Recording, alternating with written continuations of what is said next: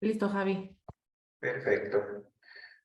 Pues bien, buenas tardes nuevamente a quienes nos acompañan el día de hoy. Les damos la bienvenida a hoy 23 de noviembre del 2022. Ya estamos en la 16ª y última ponencia de esta segunda edición del Seminario Conjunto de Cuerpos Académicos y Grupos de Investigación, temas actuales en psicología, neurociencias, educación y salud.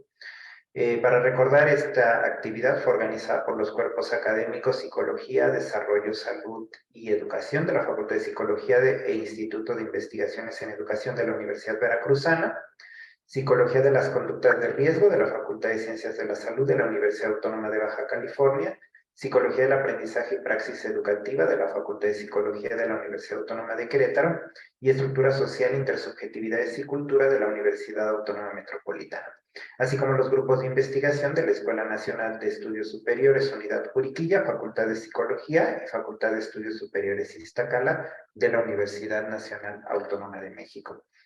Pues este seminario comenzó en marzo, como la segunda parte de esta aventura, y estamos terminando ahora en noviembre. Contamos con la participación de 16 ponentes que abordaron diferentes temas de actualidad en psicología, neurociencia, educación y salud. Las personas interesadas que acudieron de forma constante, al menos al 80% de las sesiones, podrán obtener una constancia al concluir este seminario en las siguientes semanas. Para los detalles de los siguientes eventos, les pedimos mantenerse en contacto y atentos y atentas a las redes sociales de las instituciones organizadoras. Tenemos la página de Facebook que se llama Seminario CAS Psicología y también en Educación Continua en SJ, donde pueden estarse informando de las actividades que tenemos. Y bueno, es un gusto para nosotras y nosotros recibir a la doctora Alejandra Domínguez Espinosa, quien el día de hoy nos va a presentar la ponencia titulada La medición psicológica en la era digital. Y antes de iniciar, quisiera compartir brevemente una reseña curricular de la doctora. Ella es doctora en Psicología Social por la Universidad Nacional Autónoma de México. Desde el 2004 se encuentra trabajando de tiempo completo en el Departamento de Psicología de la Universidad Iberoamericana como profesora investigadora. Fue directora del departamento del 2016 al 2021. Las materias que imparte tanto en licenciatura como a nivel de posgrado versan sobre la medición, metodología general y cultura. Algunos de los temas que ha trabajado son la representación social de la violencia, la adaptación psicocultural de las personas migrantes, psicometría y actualmente la deshabilidad social y el manejo de la impresión. Es miembro vigente del Sistema Nacional de Investigadores nivel 2 y del 2010 al 2018 fungió como representante para México, Centroamérica y el Caribe en el Consejo Ejecutivo de la Asociación Internacional de Psicología Transcultural y miembro fundador de la Red de Investigación, Cultura y Personalidad. Bienvenida, doctora. Antes de cederle la palabra, pues saludamos nuevamente con mucho gusto a todas las personas que nos acompañan el día de hoy. Les invitamos a mantenerse atentas y atentos a la presentación con su micrófono cerrado. Al final vamos a tener un espacio para preguntas y respuestas. Las pueden formular en el chat o levantando la mano para que se encuentren dentro de la sesión de Zoom. También para quienes nos acompañan en Facebook, pueden escribir sus preguntas allí y con mucho gusto se las haremos llegar a la doctora. Pues muy bien, doctora, doctora Alejandra Domínguez, muchas gracias, es un gusto que nos encontremos en este espacio y pues es todo suyo el escenario para que pueda iniciar su presentación. Bienvenida. Sí. Bueno, no, pues al contrario, pues muchísimas gracias por la invitación, en particular, bueno, pues a todos quienes están encargados de este espacio académico tan importante que es como el compartir pues las nuevas cosas que se van desarrollando en diferentes áreas y en particular pues obviamente a la doctora Vicenta Reynoso, quien fue quien directamente me invitó a participar en este seminario. Bueno, pues voy a compartir mi pantalla para que pues vean digamos el título de la presentación, si me pueden confirmar si ya lo ven para que, Sí, para que ya lo vemos. Arranquemos, digamos. Bueno, pues como dice el título de esta ponencia, pues mi interés es hoy compartirles un poquito de las experiencias y de las visiones que ahorita se tienen, particularmente en este campo de la medición psicológica. A lo largo de la presentación, bueno, pues voy a presentar algunos códigos QR Pues por aquello de que en ocasiones uno va platicando y hace referencia a algunos artículos o algunas páginas web que puedan ser de su interés. Entonces, si tienen a la mano, ya sea para capturar su pantalla o a lo mejor un teléfono, si quieren descargar en algún momento pues, alguno de estos artículos, creo que sería bueno que lo tuvieran a la mano, pues para que ustedes también formen su propio criterio y puedan ahondar más en algún tema, si así fuera, ¿no? Entonces, pues bueno, pues arrancando un poquito la presentación, voy a ver que realmente pase la pantalla, porque ahorita no me está respondiendo. Ahora sí. Bueno, la presentación está dividida, digamos, en varios segmentos. O sea, el primero es un poquito hablar acerca, pues, de los estándares ahorita internacionales, de cómo es que se está concibiendo un poquito esto de la psicometría a nivel internacional, cuáles son los estándares que realmente ahorita tenemos y que realmente guían un poquito en esta parte de hacer los estudios psicométricos pertinentes para presentar a las audiencias e informar a los tomadores de decisión. Ese es un punto.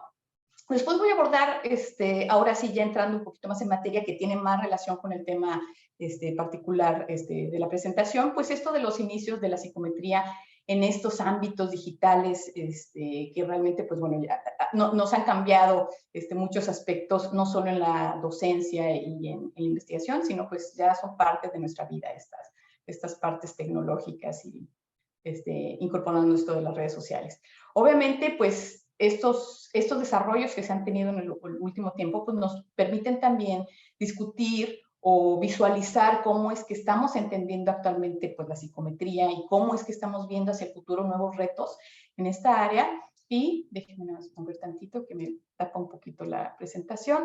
Los retos precisamente en términos también del futuro y de la ética, porque no hay que olvidar que cualquier cosa que nosotros hagamos, pues obviamente tiene implicaciones para los individuos y para los grupos, para las familias. Entonces, pues obviamente esto no escapa de la ética y de, pues, cuáles son los retos, ¿no? En términos de legislación que van acompañados con estos nuevos desarrollos. Empezando entonces con el primer punto, pues esto de la psicometría, cómo se ve actualmente. Espero que puedan ver bien la presentación.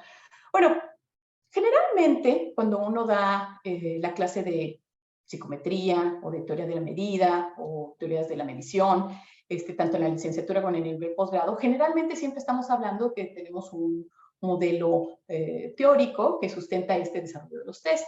En particular, pues ya en la literatura se habla que tenemos al menos 3 grandes aproximaciones a esto de la medición. Generalmente de la que uno echa mano regularmente es lo que se le llama la teoría clásica de los test, que justamente está centrado principalmente en todos estos desarrollos que se enfocan particularmente a, digamos, probar ciertas propiedades en un conjunto de indicadores que es lo que denominamos nosotros un test o una prueba psicológica. Pero obviamente ya desde hace varias décadas existen otros modelos, otras aproximaciones, otras visiones de cómo es que se pueden medir estos atributos psicológicos. Y muy probablemente muchos de ustedes también, sobre todo en el área educativa, han escuchado hablar que pues también existe otra teoría que más que teoría es un conjunto de procedimientos que se engloban en algo denominado como teoría de respuesta libre. Y también existe otro desarrollo, algo menos conocido, que es la teoría de la generalizabilidad, ¿sí? Estos son, digamos, como las 3 categorías más grandes en donde podemos englobar muchos de los desarrollos psicométricos que ya no son ampliamente conocidos, ¿no?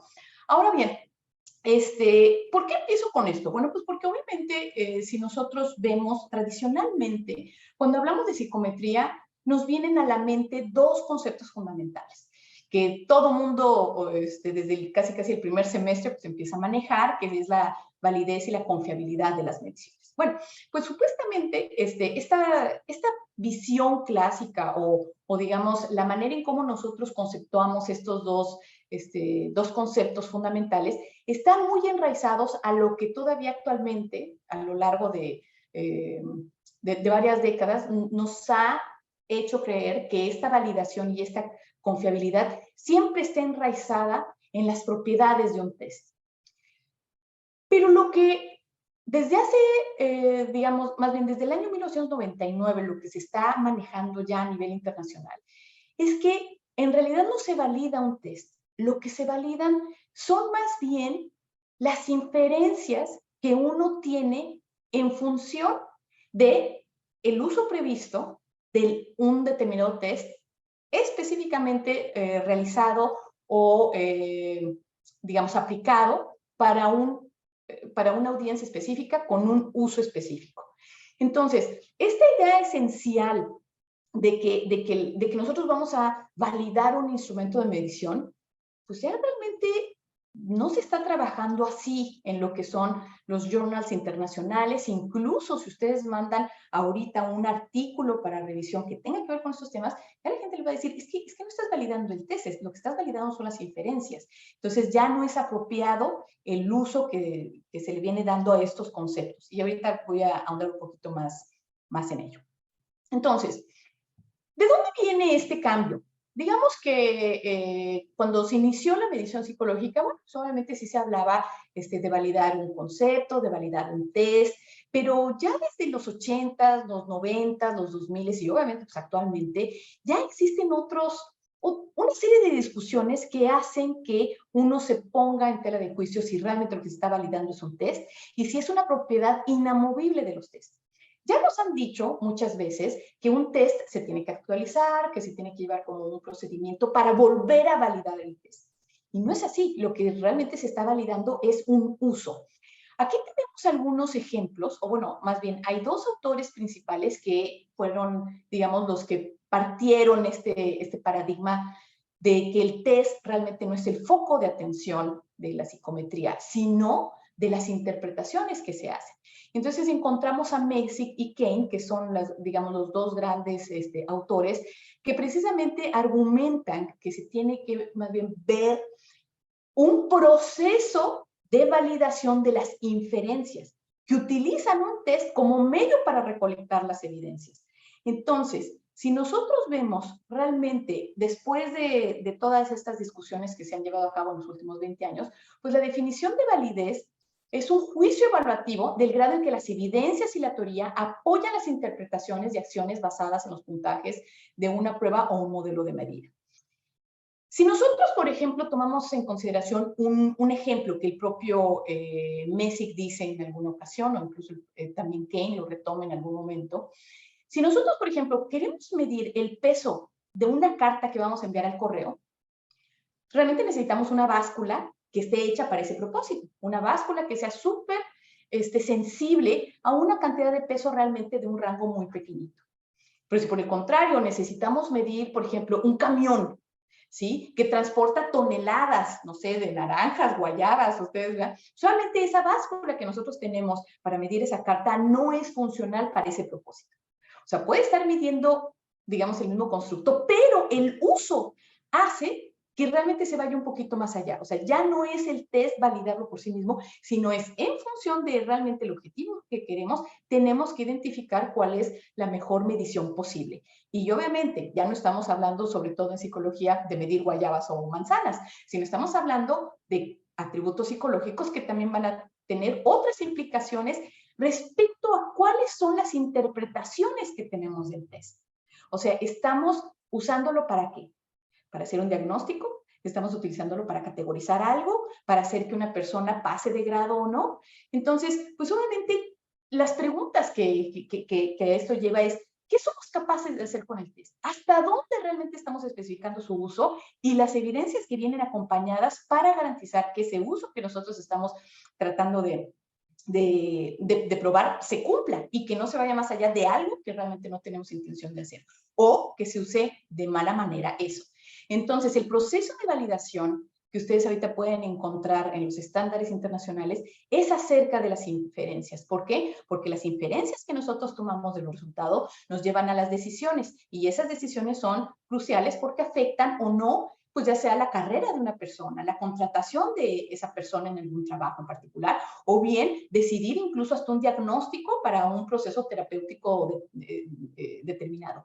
Y obviamente todas estas situaciones también pueden traer consecuencias esperadas e inesperadas. Por ejemplo, yo no sé si ustedes, bueno, posiblemente estén familiarizados, pero no hace mucho, digamos, hace a lo mejor como unos 2 o 3 meses, salió una noticia que en la Facultad, me parece, de Medicina de la UNAM ya no querían evaluaciones de los exámenes, porque precisamente la evaluación tan rígida del por ejemplo, de las evaluaciones cerradas, pues había llevado a algunos alumnos incluso a cometer intentos suicidas. Bueno, esas son consecuencias no esperadas de una evaluación, porque la evaluación tenía una función, o sea, saber o colocar a los alumnos pues en función de qué tanto sabían, pero esas consecuencias inesperadas asociadas al proceso de evaluación pues también se tienen que tomar en cuenta en este encuadre de validación.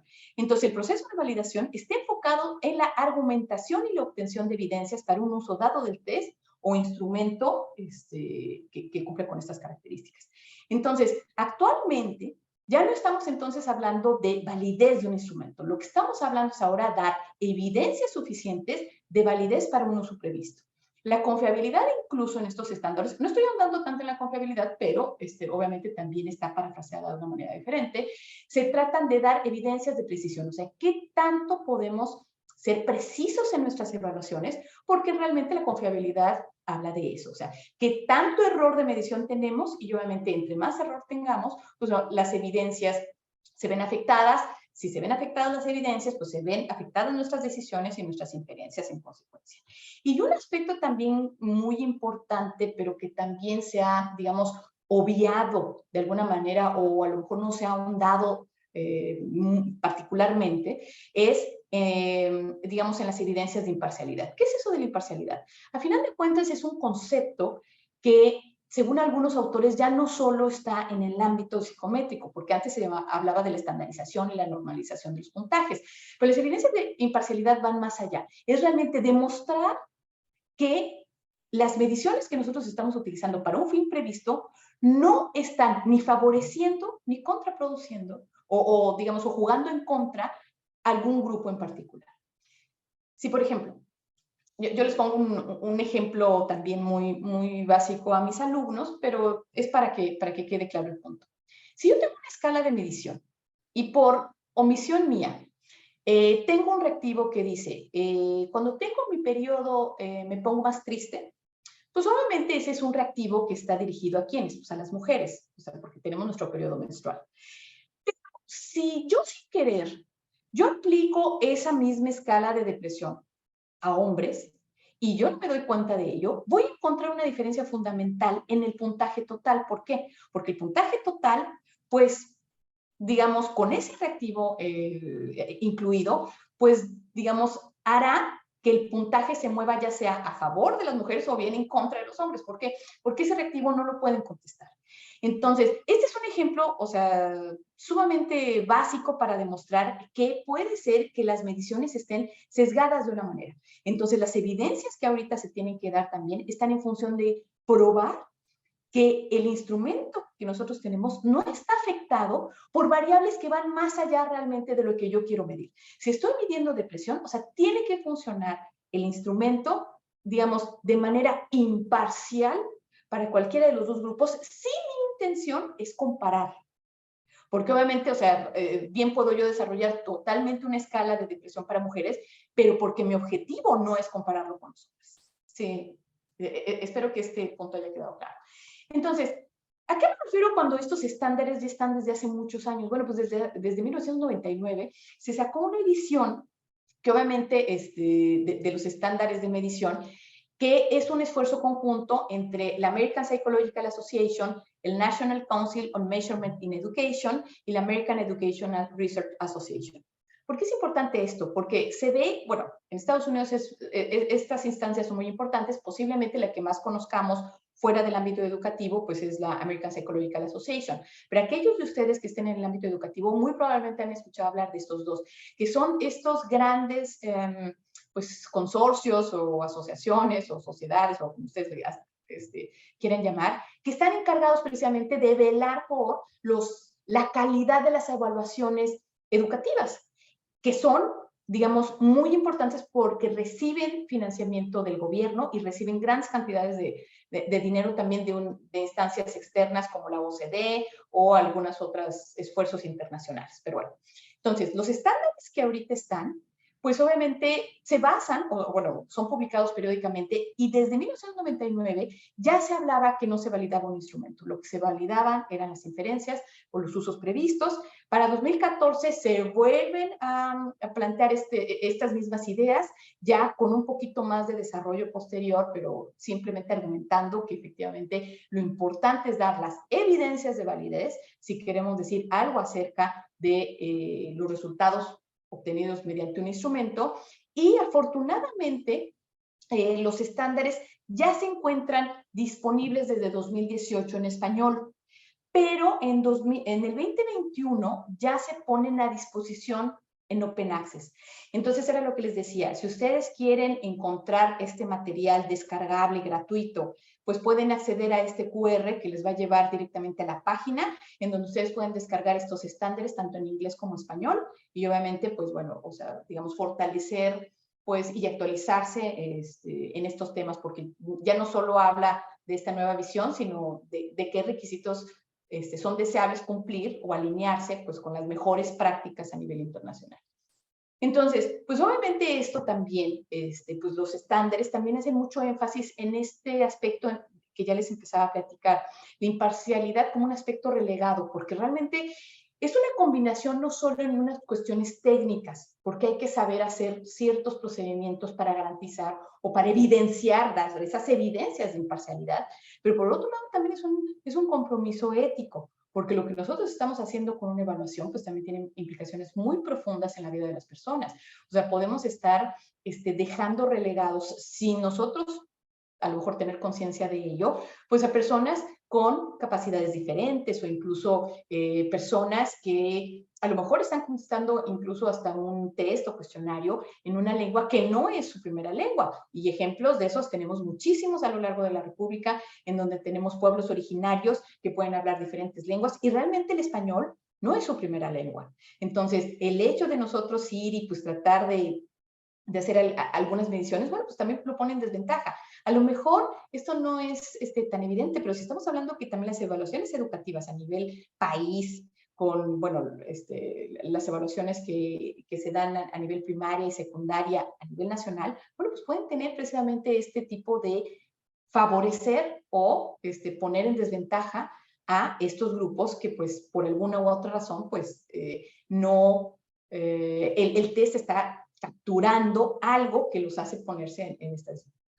Entonces, y bueno, ya mi ejemplo que di, por ejemplo, de esta comparación de sexos, bueno, pues hay que tenerlo muy bien en consideración y eso también implica ciertas actualizaciones en estos procedimientos que todavía a la fecha no se enseñan tan frecuentemente ni a nivel de licenciatura y todavía escasamente a los niveles posgrado. Ahora, eso es, digamos, la temática que tiene que ver con, pues, digamos, la visión tradicional de la psicometría. Pero ya estamos viendo que la psicometría no se ha quedado ahí, en la simple versión a lápiz y papel de los cuestionarios que nosotros aplicamos o a estas versiones ya comerciales que tenemos del WISC, del WISE, del MMPI. Claro, muchas de ellas ya hasta se encuentran de manera disponible en su versión digital. Pero si empezamos, digamos, a pensar un poquito hacia dónde nos hemos movido, bueno, pues obviamente ya desde hace también algunos ayeres, se empezó, digamos, como a evolucionar las aplicaciones de cuestionarios, evaluaciones, pues en este ambiente digital. Y tan es así que pues obviamente ya desde hace pues más de una década, pues sabemos que existe Qualtrics, que existe SolverMonkey, que incluso pues la herramienta de Google Forms nos ha ayudado a tantos de nosotros y también a muchos tesistas, pues también a circular diferentes instrumentos y bueno, pues el consorcio de RedCap, que es también otra alternativa, sobre todo para las universidades, bueno, pues nos han dado la posibilidad de llegar a más espacios, ya no tener que gastar a lo mejor tanto dinero en fotocopias o incluso en capturas. Entonces, pues obviamente ya tenemos que desde 2009, o sea, ya hace más, digamos, ya desde hace algunos ayeres, pues obviamente esta parte de que pues efectivamente se pueden hacer buenas psicometrías, se pueden hacer buenas evaluaciones utilizando pues algunos programas comerciales que nos permiten, les digo, pues llegar más lejos, ¿no? Entonces, pues obviamente esto también ha traído, o sea, o ha fortalecido también el desarrollo de varias cosas, ¿no? Yo ya comentaba hace un momentito, pues de estos nuevos desarrollos de la teoría de respuesta al ítem, que gracias a la capacidad de cómputo y gracias a que ya se pueden manejar grandes bases de datos con, digamos, con costos asociados más pequeños, bueno, pues han requerido también la generación de mejores y más eficientes modelos para el procesamiento de la información que puedan, digamos, llevar a los tomadores de decisión, pues a eso, ¿no? A dar mejores recomendaciones en el menor tiempo, a menores costos, y esto pues también ha llevado a la generación de algoritmos como son pues el desarrollo de los test adaptativos computarizados, que de esto pues a lo mejor mis colegas que me escuchan del área educativa obviamente estarán muy familiarizados con ellos, o algunos otros que también se han topado con estos temas, pues son, efectivamente es una fusión de estos avances psicométricos que han tenido, por un lado, o sea, las ventajas de tener otra manera de aplicar los cuestionarios o incluso su desarrollo, y obviamente la generación de algoritmos. Entonces, esto ha precisamente permitido eso, lo que ya decía, evaluaciones rápidas, eficaces, más precisas, reducción de costos, porque al final de cuentas, cuando las evaluaciones se vuelven masivas, pues obviamente también se necesitan tomar decisiones más rápidas. ¿Por qué? Precisamente por eso. Si yo me espero mucho a que analizar, por ejemplo, los resultados de un examen de ingreso a la universidad y eso me toma meses, bueno, pues obviamente van a salir perdiendo aquellos aspirantes si yo no tengo los resultados rápidos. Entonces, eso ha sido, digamos, una manera de enfrentar esta nueva masificación, que no es nueva, ¿eh? Siempre ha habido masificación de datos, sobre todo en el área educativa, pero bueno, no solo ahí, ¿no? Entonces, estos test adaptativos computarizados ya están aquí, ya es una realidad.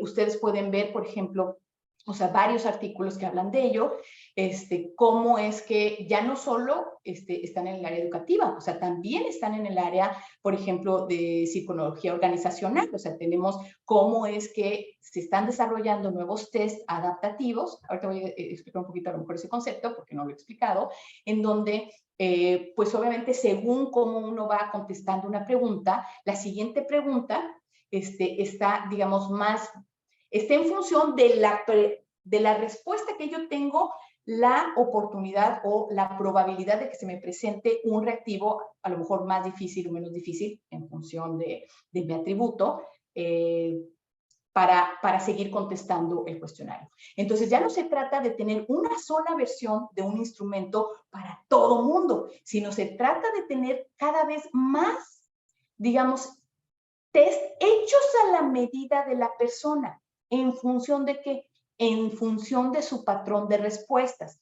Claro, esto es obviamente más técnico de lo que yo puedo ahondar en una presentación, que es más bien como de conocimiento general, pero hay mucho desarrollo ya actualmente también en el área clínica. Ustedes pueden ver aquí otro ejemplo de un test adaptativo computarizado para medir depresión. Entonces, ya no solo es en la masificación de datos educativos, que ahí es, digamos, la generación de esos modelos es mucho más fácil, porque a lo mejor yo puedo tener, estoy hablando de ítems de conocimiento. Por ejemplo, si yo quiero evaluar en primaria habilidades aritméticas, bueno, pues puedo generar más reactivos que sean 2 más 2. Pues ahora puedo poner 2 más 3. Entonces puedo generar muchos más reactivos, pero ya esto se está viniendo a áreas que tradicionalmente estaban ya fuera del área educativa y ya están siendo, digamos, cada vez más comunes en otras áreas de la psicología, como es la clínica o como es la laboral, ¿no? Entonces, lo que tenemos aquí es que también estos desarrollos, digamos, novedosos, en donde pues ustedes a lo mejor han escuchado hablar de machine learning o el de big data y no sé qué tanto rollo, bueno, pues obviamente esa tecnología también busca, o algunos autores lo que han tratado de buscar es, bueno, o sea, ya tenemos una manera de a lo mejor hacer un test a la medida de la persona, según, digamos, su patrón de respuesta y con base en un modelo de medida, principalmente en la teoría de respuesta al ítem. Pero también a lo mejor podemos generar automáticamente ítems. ¿Por qué? Porque los ítems generarlos es muy engorroso. Luego a veces así ya se nos acabaron las ideas, o si estoy haciendo una escala de depresión y ya no sé qué más preguntar. Bueno, pues obviamente esto también tiene un desarrollo muy técnico, muy especializado, porque también se maneja con algoritmos, pero pues obviamente a lo mejor yo puedo tener una figura básica de un ítem y con base en respuestas y ensayos y obviamente algoritmos que se van nutriendo con cada vez que una persona hace un intento en la computadora, se pueden ir entonces generando, cambiando partes del ítem que puede ir generando ya sea ítems más difíciles o ítems más fáciles. Entonces, volvemos a tener aquí otro fenómeno. Entonces, ya tenemos, por un lado, también la generación automática, principalmente en educación, pero la generación automática de ítems. Entonces, vamos teniendo entonces evaluaciones más rápidas, eficaces, más precisas, reducción de costos, porque yo no sé si ustedes saben, pero al menos en Estados Unidos, aquí también en México, en algunas ocasiones, se paga por ítem redactado. Y sobre todo si es un muy buen ítem, o sea, puede costar, al menos en Estados Unidos, o sea, cientos de dólares, o sea, y hasta miles de dólares, según algunos colegas que me han chismeado. Entonces, pues ya lo que tenemos aquí es otra manera de hacer psicometría, ¿no? Entonces aquí tienen otros ejemplos, por ejemplo, aquí les digo, es muy común en esta parte de la evaluación educativa, porque pues hay un contenido específico y obviamente yo puedo, digamos, con algoritmos más específicos puedo ir generando estos otros reactivos, ¿no? Es un poquito más complicado en otras áreas, pero pues para allá se está yendo, ¿no? Entonces aquí tienen otros dos ejemplos. Entonces estoy dejando un poquito de tiempo por si alguno de ustedes quiere tomar nota o escanear el código, porque creo que vale la pena, sobre todo si están en el área educativa, para allá se está moviendo muchísimo esta área. Ok, entonces, pues les digo, ya tenemos entonces, por un lado, los test adaptativos y la generación de reactivos de manera automática, que pues obviamente están combinando pues varias cosas. Entonces, eso va a requerir que, pues nuevas habilidades y vamos a tener que entonces también que estar haciendo pues mucha colaboración con aquellos de nuestros colegas que estén, pues, no sé, en las ingenierías, en las facultades de matemáticas o pues ustedes mencionen quiénes son buenos en dado caso para hacer algoritmos, ¿no? Entonces, bueno, pues esta modernidad también ya no solo, o sea, es para la generación de test, sino también las nuevas tecnologías pues han venido como a abrir otra vertiente dentro de la, dentro de la psicometría y obviamente de la psicología en términos generales, ¿no? Entonces, bueno, obviamente para todos que hemos vivido esta pandemia, pues se nos abrió una segunda casa, una segunda oficina en el uso pues de Teams, de Zoom. Es más, este seminario lo estamos llevando a cabo gracias a estas tecnologías. Obviamente, pues acaban de avisar que también esta conferencia está en Facebook Live. Bueno, entonces yo no tengo que explicarles lo que es obvio, ¿no? Entonces, pues obviamente estos recursos virtuales ya estaban siendo explotados desde hace también hace algunos años, pero obviamente pues la pandemia todavía evidenció la importancia de estos espacios, ¿no? Entonces, pues obviamente esto nos ha llevado incluso a evolucionar de una manera más rápida. A lo mejor nosotros pensamos, no, bueno, pues dentro de unos añitos yo me voy realmente ahora sí a migrar mis clases, algunas en línea, otras no, ya con la pandemia ya esa nunca fue opción, ¿no? Entonces, espero que esto se vea porque al menos aquí en mi pantalla, creo que... Ajá, ya no me importa no verme yo. Lo importante es esta diapositiva. Si nosotros, por ejemplo, simplemente hacemos una estimación de, con todas estas redes sociales, la cantidad de información que está circulando, pues obviamente es enorme. Y generalmente uno publica cosas que a uno le importan, nuestras opiniones, nuestros deseos más profundos del corazón, nuestros intereses, a lo mejor con lo que no estoy de acuerdo, etcétera, etcétera. Entonces, de tal suerte que pues, si nosotros simplemente agarráramos un día, cualquier día de manera aleatoria, podríamos ver que más o menos se ha estimado que hay, no sé si actualmente Twitter todavía siga teniendo esta cantidad de usuarios, pero pues no hace mucho estábamos hablando de 353 millones de usuarios en Twitter. Y eso implicaba que al menos, si potencialmente todas estas personas al menos mandaran un tweet, pues estaríamos hablando de 473,400 nuevos tweets por minuto. Y generalmente es lo que hacemos. O sea, si yo tengo un Twitter y quiero mandar un tweet, pues obviamente a lo mejor va a ser, no me gusta esto, sí me gusta esto, para dar mi opinión o para para hacerles saber a otras personas cómo me siento o si estoy a favor o en contra de alguna situación. También tenemos, pues bueno, otras redes sociales como Facebook, y pues obviamente a lo mejor también, aunque sea generacional, pues seguimos teniendo bastante uso de Facebook, al menos estimado, no sé si el día de hoy será cierto o no, pero háganle si quieren una aproximación.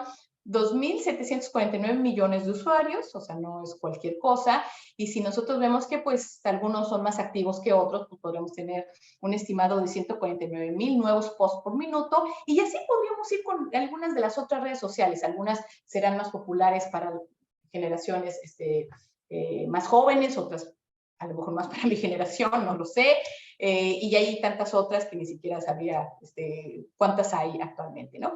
Pero si nosotros tomamos de ejemplo, por ejemplo, los tweets, si nosotros llegáramos a imprimir, obviamente que espero que a nadie se le ocurra, porque sería un desperdicio de papel impresionante, pues simplemente podríamos llegar a hacer, como dice en esta diapositiva, o sea, juntaremos millones de páginas que solamente con la información que hay de un día, de todos estos sentires u opiniones, podríamos entonces alcanzar casi la altura de la Torre Taipei 101. Entonces, imagínense la cantidad de información que está ahí. Y nosotros a veces sufriendo un poquito con que, ay, pues es que no me quieren contestar mi cuestionario. Bueno, si nosotros tuviéramos una varita mágica y poder entonces hacer que toda esta información que está disponible, bueno, ahorita vamos a ver que no está disponible, pero digamos que está potencialmente ahí para poder saber algunas de las cosas que nos intrigan a los psicólogos, bueno, pues entonces estaremos viendo que hay una cantidad de información brutal y que vamos a entonces necesitar ciertas habilidades para poder explotarlo, ¿no? Pero entonces, estos espacios de la virtualidad, estas nuevas maneras de cómo la gente está proyectando pues parte de su vida, pues nos está entonces también poniendo un reto para nosotros. O sea, ¿qué tanto estamos los psicólogos viendo esto como realmente un potencial de trabajo?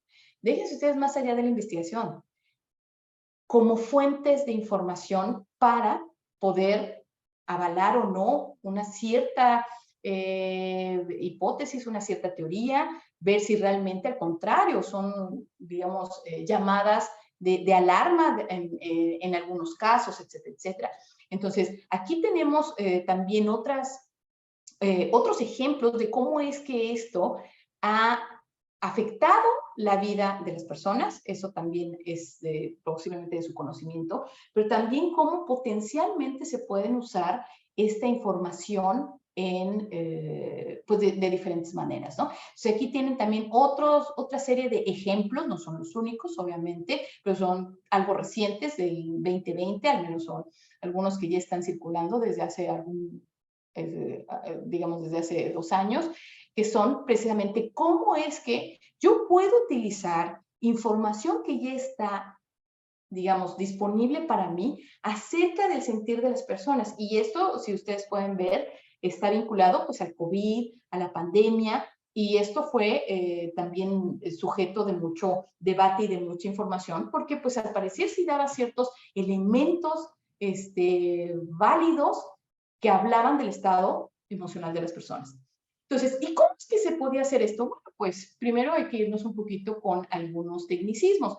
Todos ustedes saben, o sea, porque pues obviamente con el uso de las computadoras, pues se han desarrollado estas denominadas cookies, que estos cookies son, pues a final de cuentas, registros que hablan de qué páginas hemos visitado, qué páginas, digamos, recurrentemente visitamos, etcétera, etcétera. Entonces, pues por eso es que luego ya no nos sorprende tanto, pero al inicio a lo mejor nos sorprendía que cuando volvíamos a abrir a lo mejor nuestra pantalla, generalmente volvía a aparecer la última pantalla que yo había visitado, o a lo mejor si el contenido yo había buscado, no sé, festividades del mundial, bueno, pues entonces a la siguiente vez que yo haga una búsqueda y nada más empiece con la M, pues muy probablemente me saliera algo del mundial, porque eso fue lo que busqué la última vez. Bueno, pues entonces las cookies, como dice esta diapositiva, son al final de cuentas las migajas que vamos dejando, son como los trazaditos de Hansel y Gretel para poder regresar a su casa. Entonces,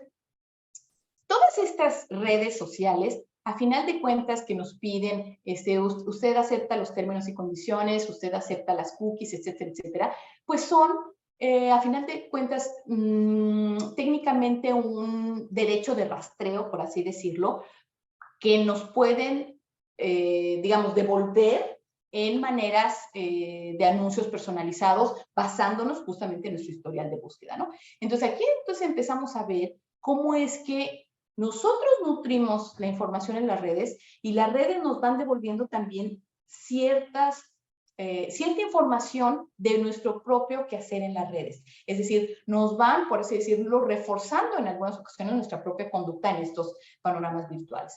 Entonces, esos registros, o sea, en términos globales, o sea, a partir de estas cookies que nosotros vamos dejando, pues empiezan a conocer como el digital footprint, es decir, o sea, la huella digital que vamos dejando. Entonces, si yo estoy a cada rato entrando a ver perritos o gatitos que me gustan, bueno, pues entonces ahí voy dejando una huella digital. ¿Qué tanto me detengo ahí? O, por ejemplo, si yo estoy buscando a lo mejor, híjole, me siento mal, me siento deprimida porque tal cosa, entonces, bueno, pues esos son rastros que voy dejando y entonces ya se empieza a formar esta huella digital que, pues obviamente, queda ahí guardada, almacenada en algún momento y ya habla acerca de mi estado. Entonces, lo mismo, ¿qué pasaría entonces si podemos utilizar esta información para medir atributos psicológicos? Yo creo que a lo mejor algunos de ustedes que me están escuchando, pues dice, pues sí, ¿verdad? O sea, yo creo que podría ser buena idea. Claro, esta idea no nos viene, o sea, nosotros no somos los primeros que la tenemos, por supuesto que no, sino obviamente ya hay algunas personas que han visto el potencial de esta información, precisamente eso, pues para probar, para ver de qué manera incluso puede ser a veces hasta de una manera inintencional, que yo pueda saber el estado o las opiniones o lo que hace la persona en estos medios.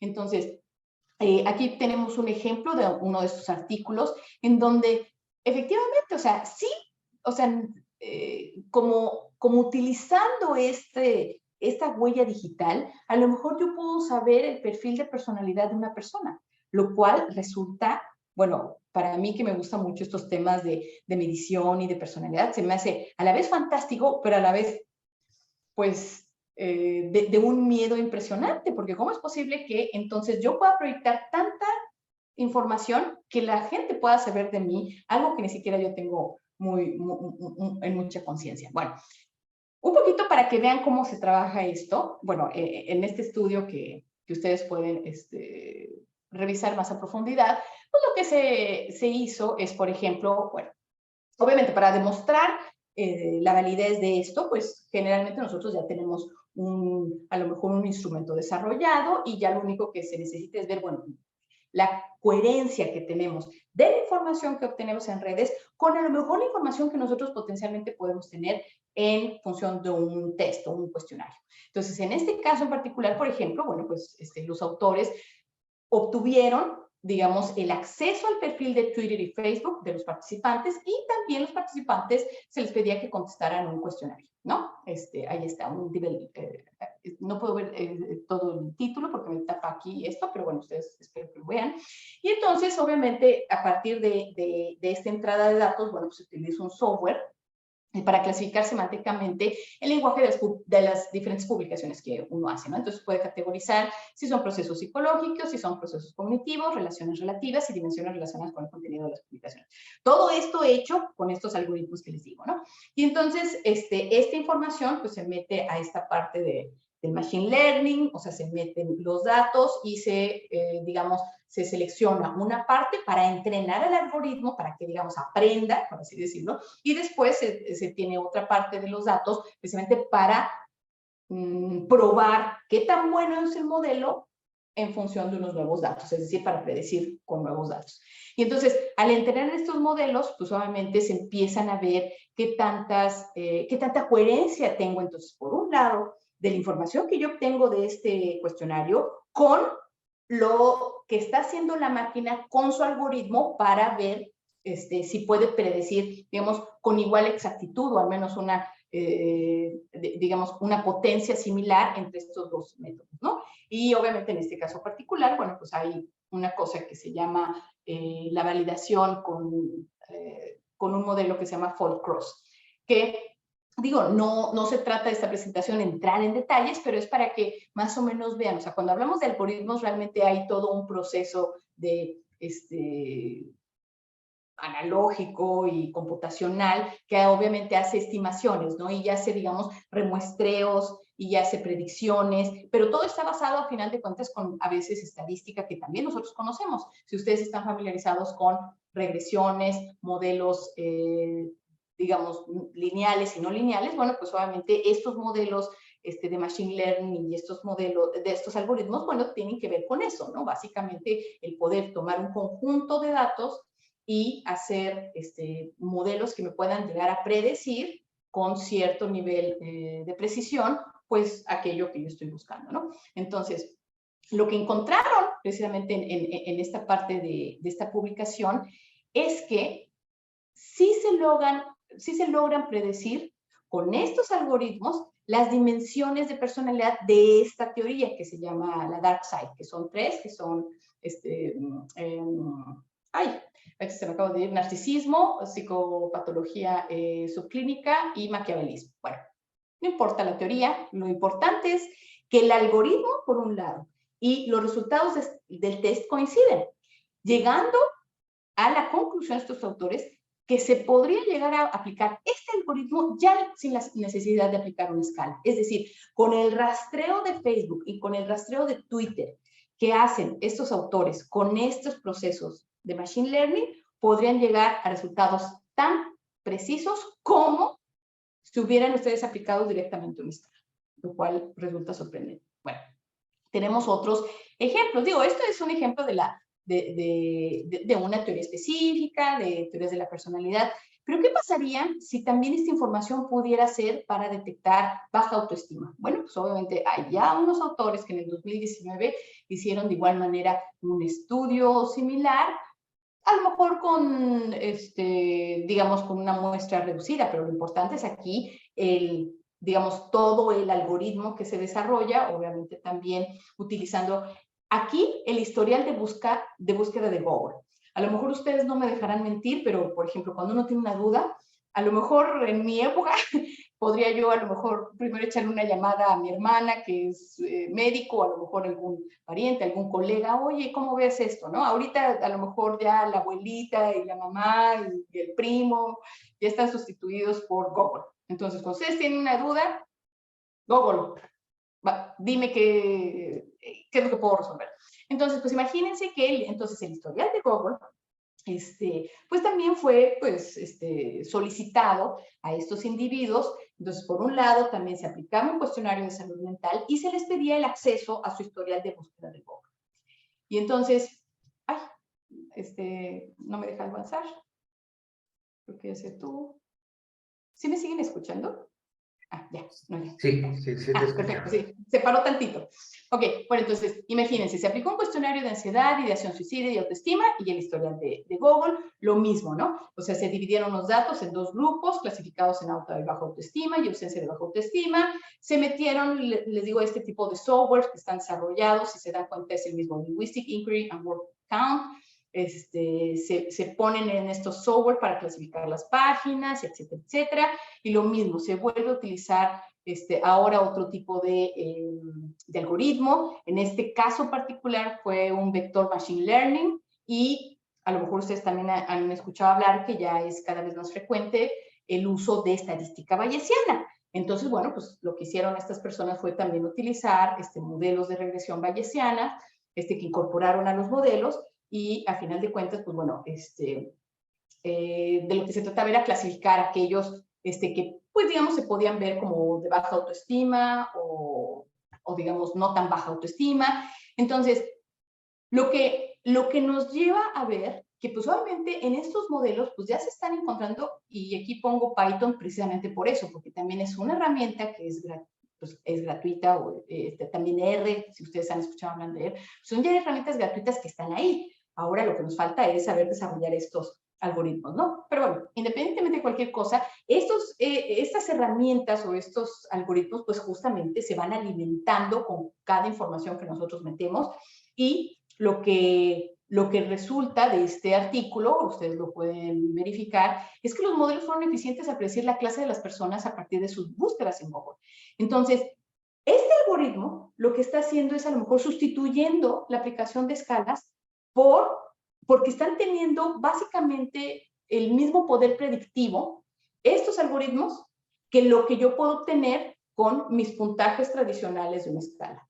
Entonces, imagínense, entonces yo podría saber si una persona a lo mejor está con intento suicida o no a partir de lo que está buscando en Google. O sea, a lo mejor si está buscando, bueno, pues, ¿cómo suicidarme sin dolor? Bueno, entonces eso es una llamada de foco rojo y a lo mejor es incluso hasta más rápida que simplemente estar pensando que voy a aplicar todo un cuestionario a lo mejor de 200 preguntas para saber si la persona no realmente puede llegar a una situación extrema. Pero bueno, entonces, estas aproximaciones es posible evaluar entonces algunos atributos, equiparándolos, porque eso es lo que se está demostrando, ¿sí?, con mediciones tradicionales.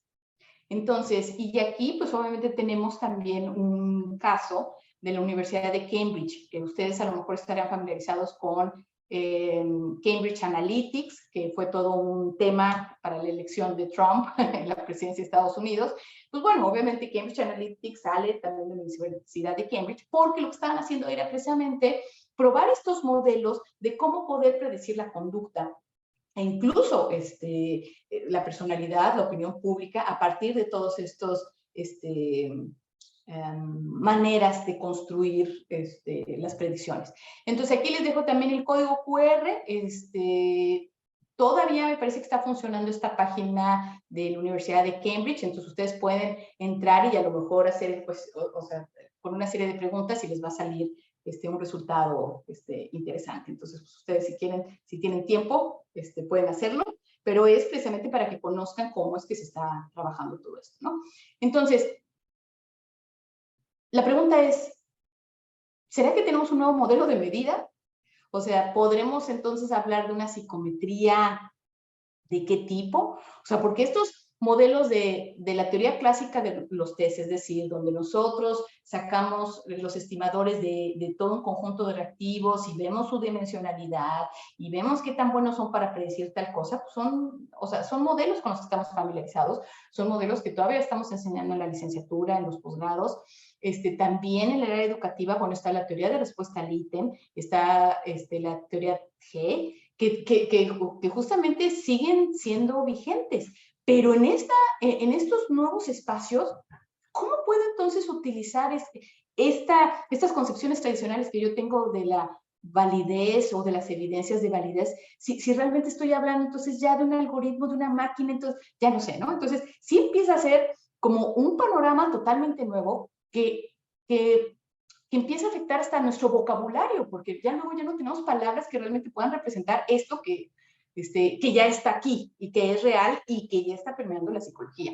Entonces, son comportamientos, a final de cuentas, porque el hecho de que yo me meta en una computadora y estoy, digamos, buscando y comprando en Amazon, ya no estoy hablando de una intención, estoy hablando de un registro observable en donde estoy dejando una huella que sí se puede rastrear hasta con la fecha y hora del asunto, ¿no?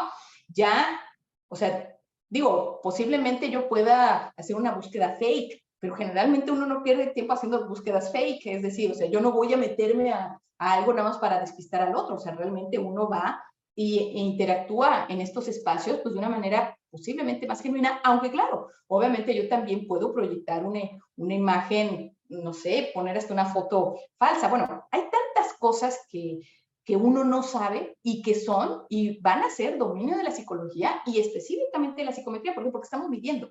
Entonces, pues bueno, ahí estamos ante un nuevo reto a nivel teórico, analítico y ético, ¿sí?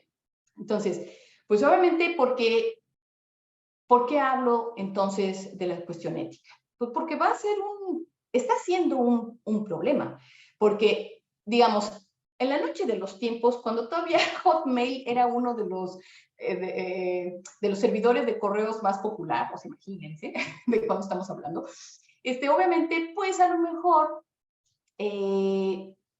uno no pensaba de que esto iba a causar un problema, uno obviamente pues mandaba, se inscribía y tal cosa, ¿no?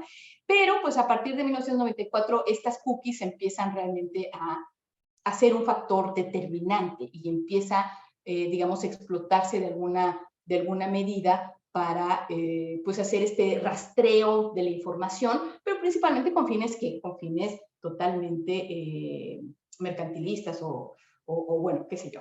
Entonces, pues aquí tenemos también, pues bueno, estos dos personajes que ustedes son, o sea, son ampliamente identificados por ustedes, que pues así como uno pensaba de que, no, pues el internet, me meto a mi correo y ya está, bueno, pues entonces evidenciaron que no era un espacio así como tan libre, tan anónimo, y en realidad realmente la información que uno va dejando ahí pues es potencialmente sensible. Tan es así que pues obviamente hasta gobiernos o agencias pues pueden hacer uso o hicieron uso de eso pues con determinados fines, ¿no? Entonces, bueno, pues aquí estos dos personajes pues hacen evidente esta información y entonces, bueno, pues ya ustedes saben toda la controversia. Pero bueno, o sea, ya no solo es con estos dos personajes, sino también hacen no más de año y medio o lo que ustedes quieran, bueno, pues entonces también se vio también que aquí en México pues se utilizaba ese tipo de información también para ciertas conveniencias de algunos otros sectores. Yo solo se lo dejo aquí para su reflexión, pero eso es lo que nos lleva es, ok, yo estoy poniendo información en cada página que yo visito. ¿Por qué? Porque generalmente uno no se pone a pensar en esto. O sea, uno no sé, quieres buscar una información y te sale lo de las cookies, y entonces ya casi de manera automáticamente dices, ay, sí, ya, lo que quiero es bajar mi artículo, ya lo que quiero es irme a comprar los boletos del concierto, lo que ustedes quieran, ¿no? Entonces, pero por un lado me dicen, sí respeto tu privacidad, pero obviamente tú me tienes que dar el acceso. Entonces, ¿hasta qué punto realmente sí estamos conscientes de toda la información que estamos dejando? Entonces, les digo, por un lado, hay una información muy rica para el apartado psicológico. ¿Por qué? Porque realmente sí tenemos una información que refleja genuinamente nuestros intereses, nuestras preocupaciones, nuestras, nuestros deseos. Por el otro lado, pues sí, yo estoy dando sin querer, o sea, permiso a que se explote, pero no sé quién lo puede explotar. Cuando nosotros pensamos en nosotros, los psicólogos, pues decimos, claro, vamos a hacer buen uso de ello, pero pues también deja la puerta abierta a otro tipo de situaciones, ¿no?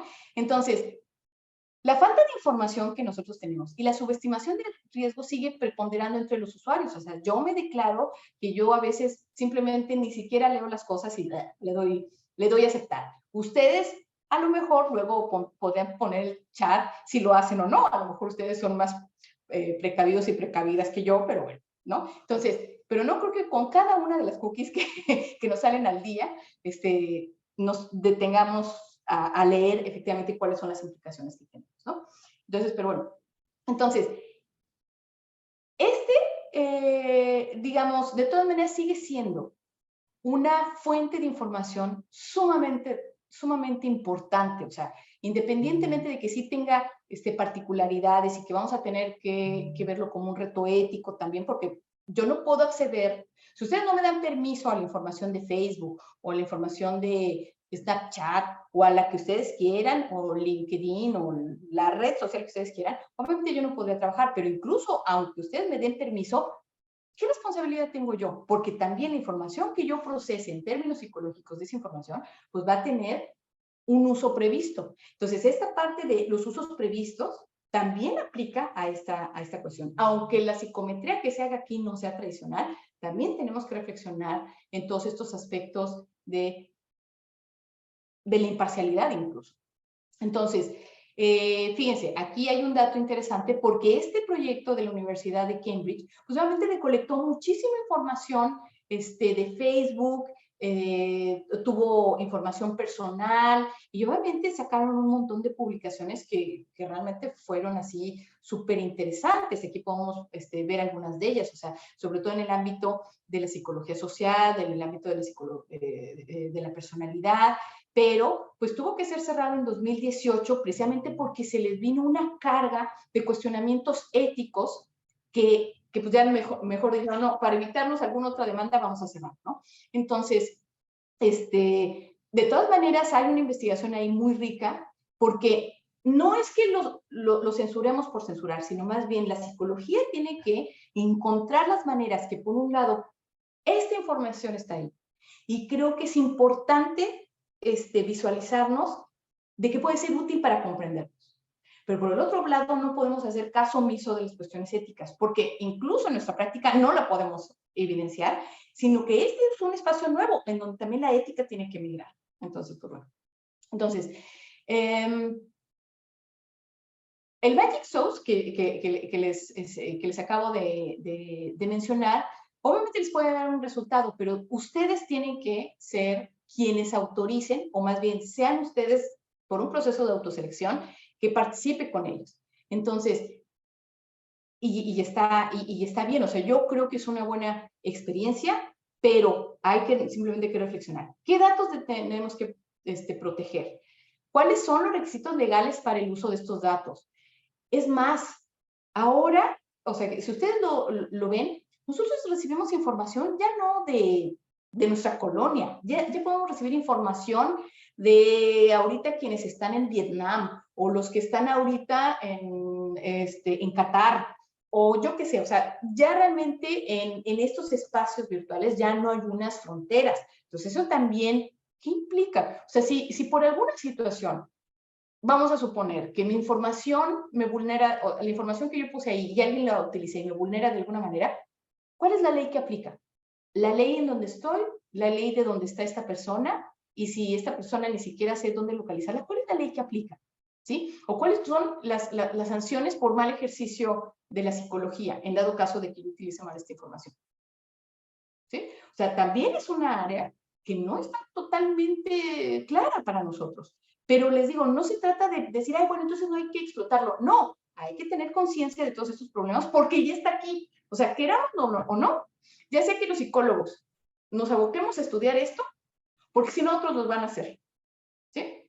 Y el consentimiento, cuando nosotros damos el consentimiento, ¿realmente eso qué implica? O sea, implica que simplemente no me importa cómo vas a utilizar mis datos, o simplemente te estoy dando el consentimiento que dejes la cookie, pero no para que utilices mis datos, ¿no? Eso es algo que hay que reflexionar simplemente, ¿no?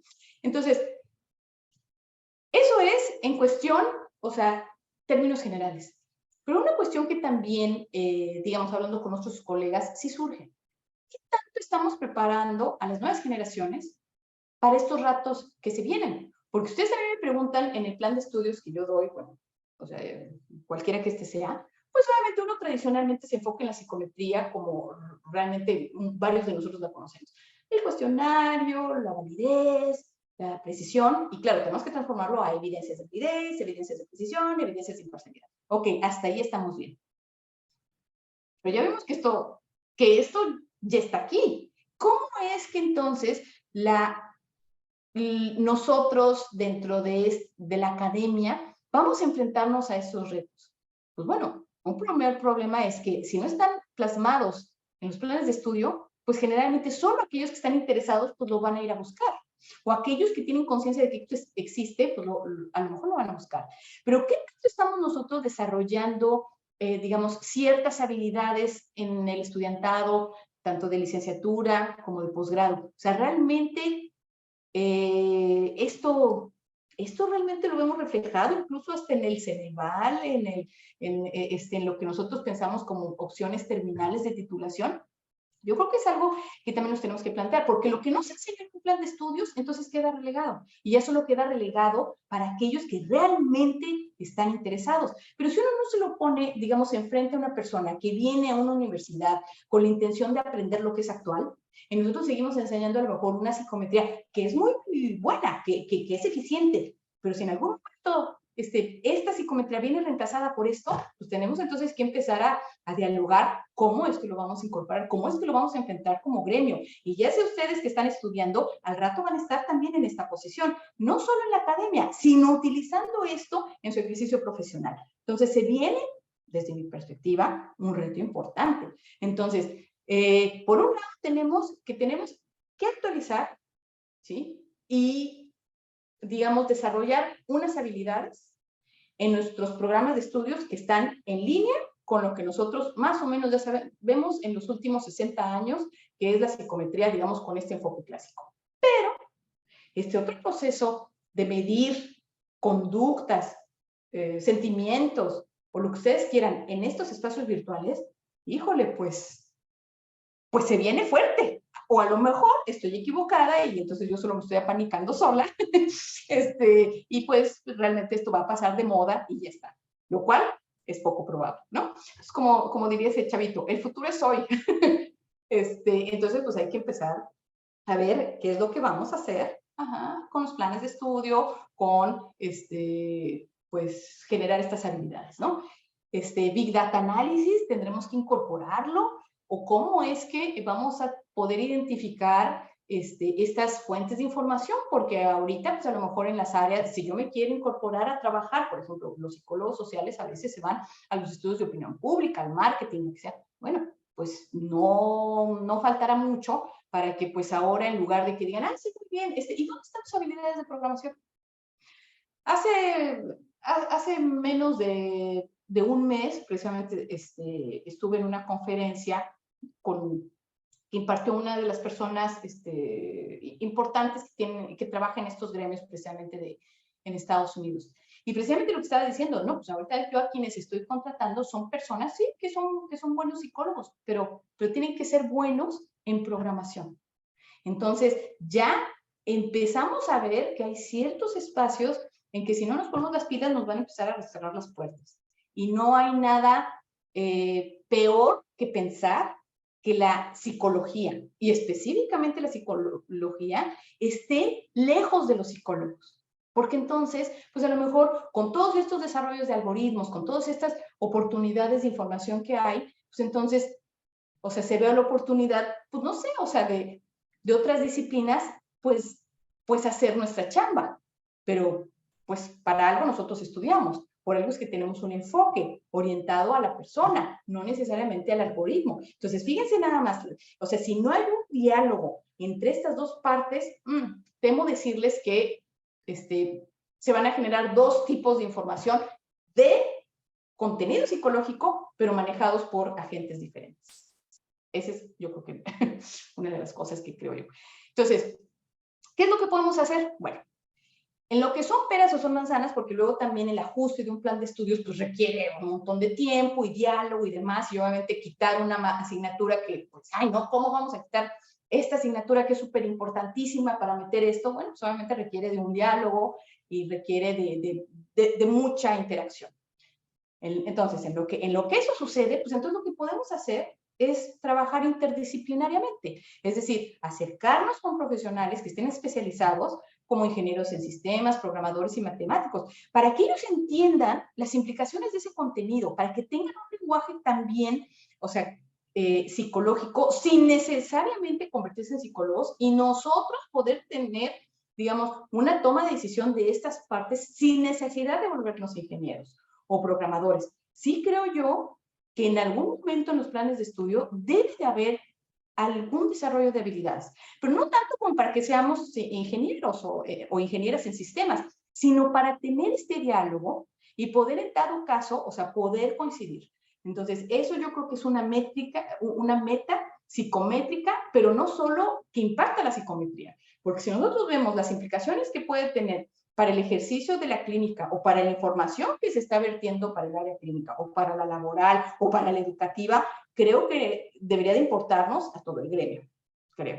Y obviamente, pues si nosotros retomamos esto de la imparcialidad, híjole, estamos, así como en algún momento se criticó a la psicología, que era una psicología de los estudiantes de Estados Unidos, bueno, pues ahora entonces podría convertirse en una psicología de los usuarios de redes, que deja, digamos, pues de manera aislada o apartada, pues aquellas personas que a lo mejor están en una situación de desventaja porque a lo mejor no tienen los accesos, porque a lo mejor no tienen las condiciones para. Entonces, acuérdense lo que pasa con la mente humana. O sea, yo puedo tener un resultado que sé que está basado a lo mejor en un conjunto de personas de tales características, pero cuando desarrollo mis teorías, esas teorías tratan de explicar el comportamiento humano. Entonces, cuando ya vamos a un nivel de teoría, ya no recordamos que solo fue con un bonchecito de personas. Estamos hablando de una generalización y que también le va a llegar a estas personas que ni siquiera están participando en las redes.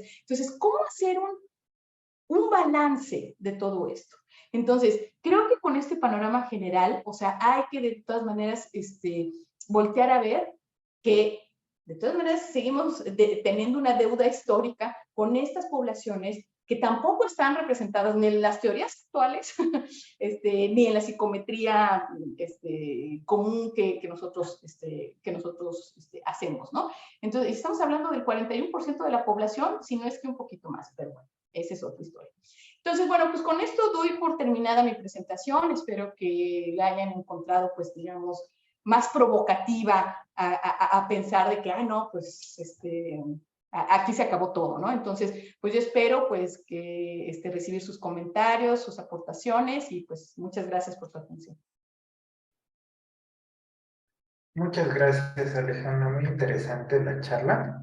Es un tema que particularmente me toca, precisamente porque a veces los psicólogos, las psicólogas, terminamos siendo programadores, programadoras, ingenieros, de todo tipo cuando necesitas hacerlo. Yo trabajo específicamente en el ámbito experimental y esa ha sido una de las cosas que nos hemos encontrado, ¿no?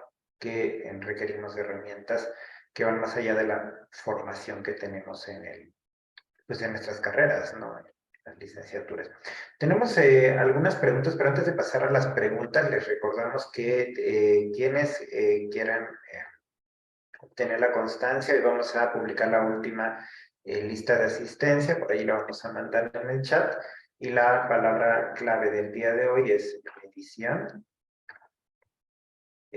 Para quienes quieran, pues, obtener la constancia de participación. Y ahora sí pasamos con algunas preguntas. Hay una manita por ahí levantada, pero había una pregunta en el chat que quisiera hacer antes, y es de Sandra. Sandra Cerezo, que nos dice: ¿pueden usarse en términos jurídicos los resultados de una evaluación psicométrica de la huella digital? ¿Cuáles serían sus usos? Por ejemplo, ¿sirve para extender un dictamen a unos padres sobre el nivel de depresión de su hijo?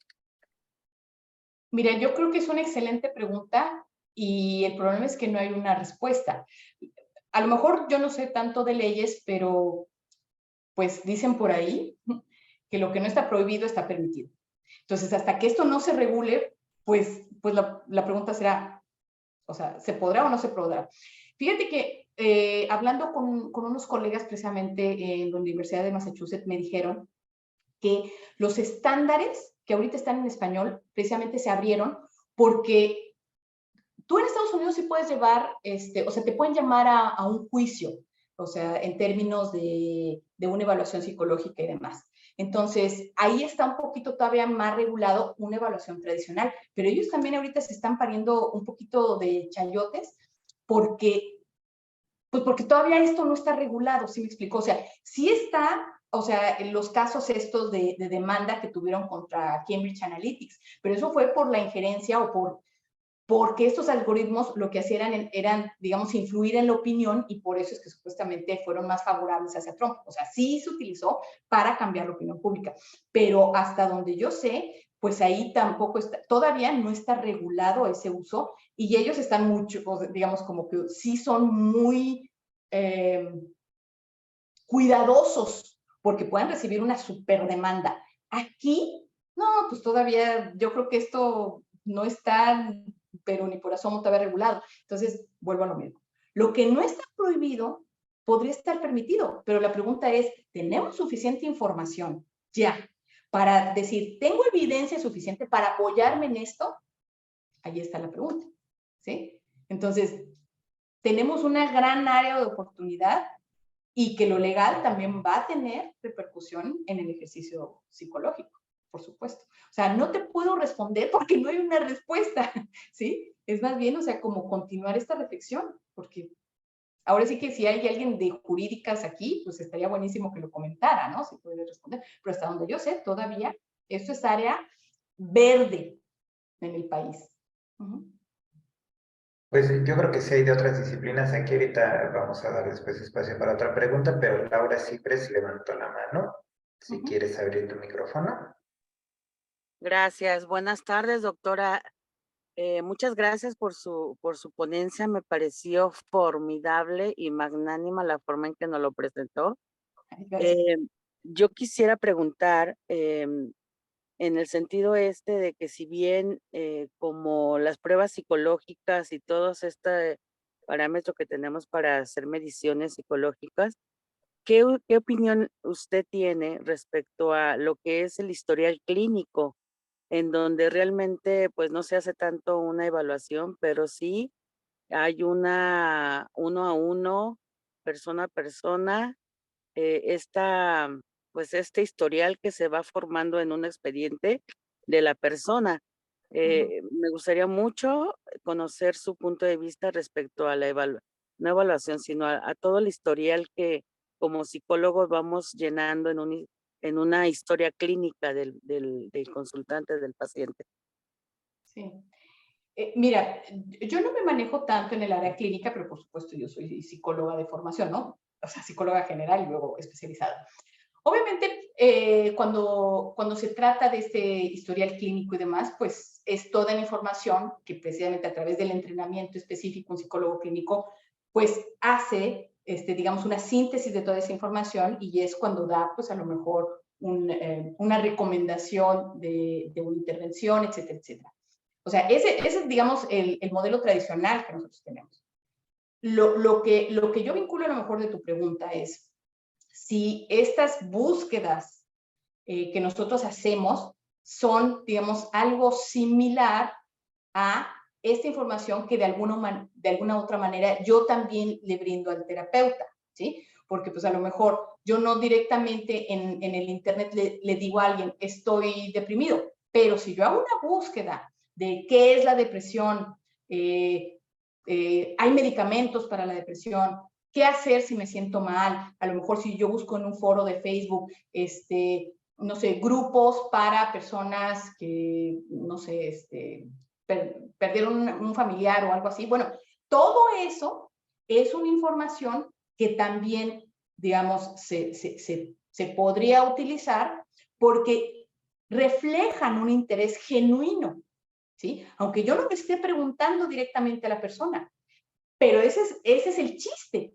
que a través de estos medios electrónicos estoy plasmando mi interés. Y si yo tengo unas maneras de detectar con la palabra clave, depresión, tristeza, o sea, grupos específicos, o por ejemplo, si a lo mejor yo tengo problemas con el alcohol y antes a lo mejor le preguntaba a mi abuelita, oye, abuelita, ¿qué puedo hacer para dejar de beber? Bueno, ahora ya no le pregunto a la abuelita. Ahora voy y me meto a Google y digo, tips para dejar de beber, ¿sí? No sé si ustedes se lo puedan imaginar lo que estoy diciendo. O sea, yo me lo puedo imaginar porque posiblemente esa es una de las cosas, y eso pues soy psicóloga, ¿no? O sea, ¿qué hacer para dejar de beber? O cuáles son los síntomas si tengo problemas con el alcohol. Todas esas palabras, al final de cuentas, son rastros que yo dejo. Obviamente, el expediente clínico pues, es muy rico, pero lo que estamos viendo aquí es que si yo comparo la cantidad de información que yo tengo con el trabajo uno a uno, ¿sí? En un consultorio, es obviamente muy rica, pero de solo una persona.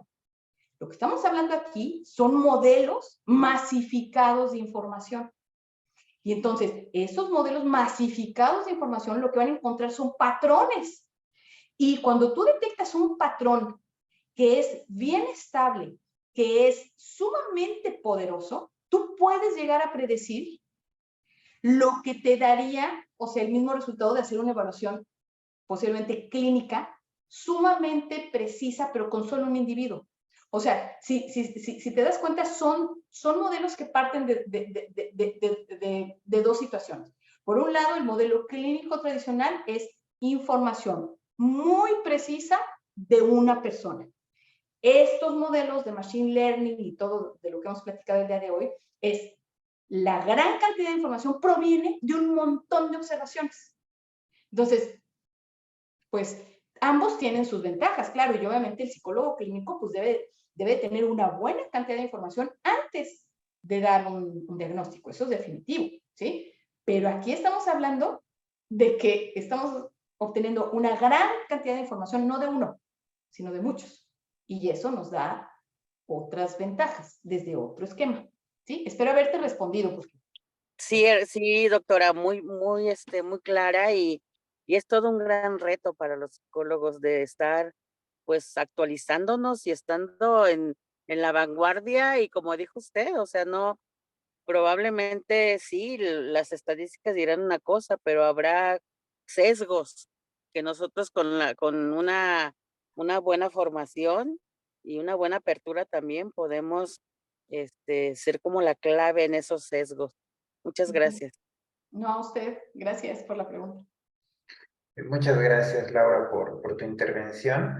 Bastante interesante y pertinente. Hay varias felicitaciones en el chat sobre la presentación, sobre la información que nos diste, Muchas Alejandra. gracias. Y hay otra pregunta de Alba Tavares que nos dice, si ya tengo la formación de ingeniera y en programación, ¿cómo puedo inclinarme en esta área? ¿En qué especialidades o instituciones puedo dirigirme para trabajar en el área? También yo creo que muy pertinente tu pregunta, muchas gracias. Mira, posiblemente mi conocimiento es limitado. O sea, ahorita hay muchos, digamos, mucho esfuerzo de varias universidades en meterse en estas partes de machine learning y demás. Todavía, hasta el día de hoy, yo no conozco un posgrado que englobe todas estas alternativas. Realmente es un campo nuevo. Lo que hay son diferentes laboratorios así regados por diferentes partes del mundo que están trabajando esto y justamente lo hacen de manera compartida precisamente con gente como tú, ingenieros, licenciados en sistemas, matemáticos, etcétera, etcétera. Incluso, bueno, en mi universidad se está creando un grupo de discusión precisamente esto, y hace poquito, bueno, mandaron un correo, ¿no? Que estaban buscando psicólogos que les pudieran nutrir en el lenguaje de las emociones porque estaban probando un algoritmo de emociones. Entonces, yo creo que en diferentes espacios universitarios, en las facultades, por ejemplo, de ingeniería o de ciencias, o sea, han de estar ya estableciéndose grupos de estudio, pero hasta ahorita yo no he visto una maestría, una especialidad que sea única y exclusivamente para estos modelos de machine learning. Posiblemente me equivoque. Entonces, más bien, volvemos a lo mismo. Si te metes a Google y haces una búsqueda de esto, posiblemente el que busca encuentra. Entonces, pero acércate justamente a lo mejor ahí en la Veracruzana, pues puedan tener o bueno, también en la UNAM.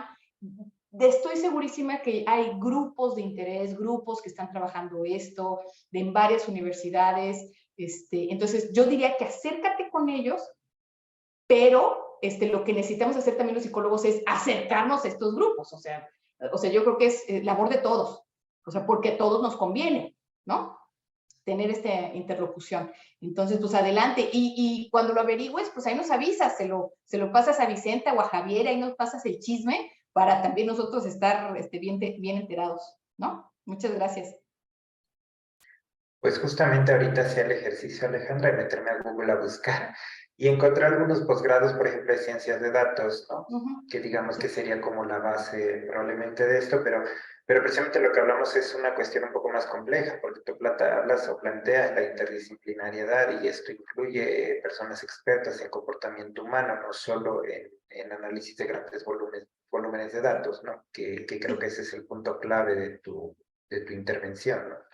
Sí, sí, efectivamente eso me refiero, o sea, porque esto del Big Data y estos algoritmos ya tiene rato. Entonces, por eso te digo, en esas facultades debe de haber, pero esta combinación, o sea, que hay un posgrado o una especialidad que diga, o sea, psicometría con este enfoque, no lo hay, ¿eh? Entonces, a lo mejor, Vicenta, Javier, ahí con sus colegas, vean a lo mejor un posgrado entre facultades o a ver qué cosa, sería sumamente novedoso y muy interesante. Precisamente por esto, porque les digo, no se trata de que los psicólogos nos volvamos ingenieros, pero los ingenieros tampoco se van a volver psicólogos, sino debe de haber una interlocución. O a lo mejor, pues, no sé, encontrar un justo medio, creo yo. Pero bueno, eso ya será labor. Pero gracias, Javier. Creo que está muy interesante eso de que si quien quiera irse por allá, pues ahí están los juzgados. Un poco la historia lo dirá, ¿no? ¿Cómo? Sí, creo que Josefina tenía la mano levantada. Sí, Josefina, tenías tu mano levantada. ¿Quieres participar todavía? Buenas noches a todos. Gracias. Doctora Alejandra, me pareció muy importante y significativa su ponencia, pero surgen muchísimas dudas, ¿no? Al principio hablaba, o la introducción del trabajo empieza precisamente con las cuestiones de validez y la propuesta de que la validez es una interpretación al final de las cosas, ¿no? Pero entonces, con esta propuesta de psicometría, del análisis de la Big Data y estas cuestiones que nos van, pues que la vida nos va llevando a estas modernidades, ¿qué pasa con aquellos grupos que no están tan inmersos en estas cuestiones de la digitalización, que todavía son grupos que mantienen sus modus vivendi más de forma tradicional y que al hacer este tipo de análisis, si los hacemos de inferencias desde la Big Data, no podemos caer en el error de minimizar a estos grupos que no van a estar involucrados en esos grandes análisis? Sí. No, pues muchas gracias, Josefina, tienes toda la razón. Por eso yo decía que uno de los grandes retos que tenemos en estos modelos es las cuestiones de imparcialidad, o en inglés se llama fairness. ¿Por qué? Porque si yo me encuentro, vamos a suponer, voy a poner así un caso prototípico, ¿no? Si yo me encuentro en una ranchería en donde no llega el internet, no tengo computadora, ¿sí? Entonces, pues yo ni siquiera puedo participar, ¿sí? Y de todas maneras, digamos, las teorías, pues se siguen construyendo con la información que uno recolecta. Es más, mencionaba precisamente que la psicología ha sido muy criticada, porque parece que habla solamente de una psicología de los estudiantes de Estados Unidos. La crítica de eso fue más o menos en los años 90, ¿sí?